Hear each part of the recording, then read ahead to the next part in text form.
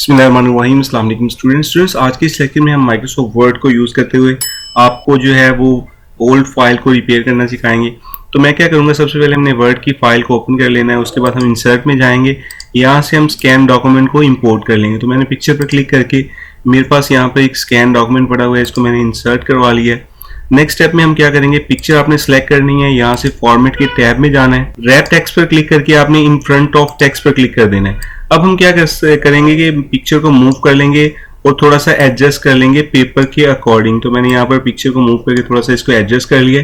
Control D करके मैं इसकी एक डुप्लीकेट कॉपी ले लेता हूँ और उसको हम दूसरे पेज पे रख लेते हैं। तो यहाँ पे इस पेज को हम रिपेयर करेंगे और इसको जो है ओल्ड डॉक्यूमेंट के साथ कंपेयर भी करेंगे। तो जैसे ही मैं पिक्चर पर क्लिक करता हूं तो मेरे पास यहाँ पर फॉर्मेट का टैब ओपन होता है। आपने इस एरो पर क्लिक कर देना है। जैसे ही हम एरो पर क्लिक करेंगे तो उसके बाद मैं इसको थोड़ा सा जूम आउट कर लेता हूँ। जैसे ही मैंने एरो पर क्लिक किया तो मुझे यहाँ पर कुछ ऑप्शन शो हो रहे हैं। आपने पिक्चर सेलेक्ट करने के बाद यहाँ पर पिक्चर्स के ऑप्शन पे जाना है, पिक्चर करेक्शन पर जाना है। यहाँ पर जो इसकी शार्पनेस होती है उसको थोड़ा सा आपने बढ़ा देना है। तो मैं यहाँ पर इसको बढ़ा के, लेकिन जैसे जैसे मैं शार्पनेस इसकी बढ़ा रहा हूं तो हमारे पास यहाँ पर जो टेक्स्ट है और यहाँ पर जो टेक्स्ट है इसमें एक डिफरेंस हमें शो हो रहा है। आप जैसे ही शार्पनेस बढ़ाते हैं तो जो टेक्स्ट होता है वो थोड़ा सा प्रोमिनेंट होना शुरू हो जाता है। देखिए मुझे अब यहाँ पर काफी प्रोमिनेंट हो रहा है मेरा टेक्स्ट। मैंने इसको 75 पर एडजस्ट कर लिया।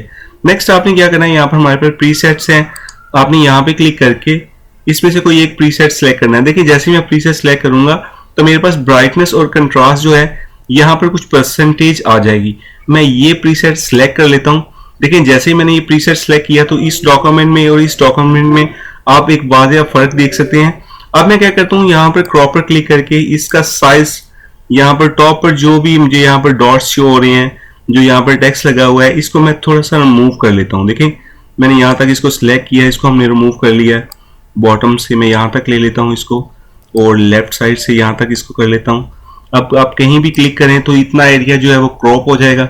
लेकिन इशू ये है कि अभी हमें जो यहाँ पर कुछ डॉट शो हो रहे हैं, इन डॉट को हाइड करने के लिए आपने क्या करना है, इंसर्ट में जाना है। यहाँ से एक सिंपल शेप ले लेनी है, बॉक्स की शेप ले लेता हूँ मैं। देखिए मैंने यहाँ पर बॉक्स की शेप ली। इसमें फिल कलर भी आपने व्हाइट कर देना है, आउटलाइन कलर भी आपने शेप का व्हाइट कर देना है। इसको मैं मूव करके नीचे ले आता हूँ।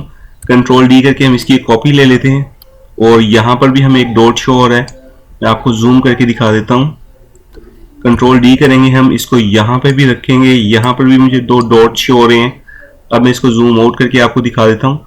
तो देखें ये हमारा ओल्ड डॉक्यूमेंट था, ये हमारा न्यू डॉक्यूमेंट है। इन दोनों में आप वाज़ेह फर्क देख सकते हैं। इस तरह आपको जो डॉक्यूमेंट है उसको रिपेयर करने से फायदा क्या होता है, जब आप पेज को प्रिंट करेंगे, इस पेज को और इस पेज को प्रिंट करेंगे तो ये दोनों पेज जो है, जो इनका प्रिंट आउट है, आप उसमें एक वाज़ेह जो है वो डिफरेंस देख सकेंगे।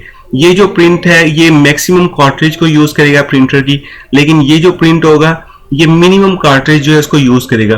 और दोनों का जो अपीयरेंस होगा डॉक्यूमेंट का वो मैक्सिमम जो है उसमें आप डिफरेंस देख सकेंगे। तो ये थी आज की वीडियो। मैं उम्मीद करता हूँ कि आपको माइक्रोसॉफ्ट वर्ड को यूज करते हुए डॉक्यूमेंट को रिपेयर करने की समझ आई होगी। ऐसी ही मजीद वीडियो से अपडेट रहने के लिए अभी हमारे यूट्यूब चैनल को सब्सक्राइब कर लें। I hope you like this video. Thanks for watching this video.